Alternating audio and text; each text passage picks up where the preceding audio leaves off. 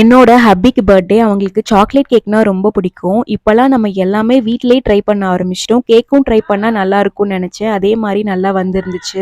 First time பண்றதுனால கடையில பண்ற மாதிரி அந்த ஃபினிஷிங் என்னால கொண்டு வர முடியல. பட் டேஸ்ட் சூப்பரா இருந்துச்சுன்னு சொன்னாங்க. அதுவும் இல்லாம நம்மளுக்கு பிடிச்சவங்களுக்காக இந்த மாதிரி எஃபர்ட் போடுறதே ஒரு தனி சந்தோஷம் தான். ஹப்பியை பிளஸ் பண்ண சொல்லி ஃபேமிலியில எல்லார்கிட்டயுமே பிளெஸிங் வீடியோ கேட்டிருந்தேன். எல்லாருமே ரொம்ப சந்தோஷமா பண்ணி கொடுத்தாங்க.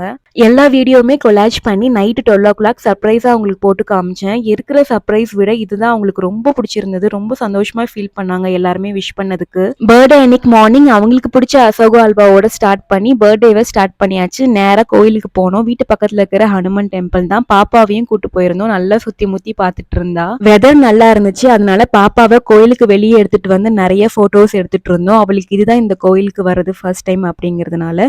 ஈவினிங் தாய் ரெஸ்டாரண்ட் நானும் ஹபியும் போயிருந்தோம். பர்த்டே என்னமோ அவருக்கு தான். ஆனா எனக்கு பிடிச்சதெல்லாம் ஆர்டர் பண்ணி நான் நல்லா சாப்பிட்டேன். டெசர்ட்க்கு ஐஸ்கிரீம் சாப்பிட்டுட்டு அன்னைக்கு பர்த்டேவை நல்லாவே ஸ்பெண்ட் பண்ணோம்.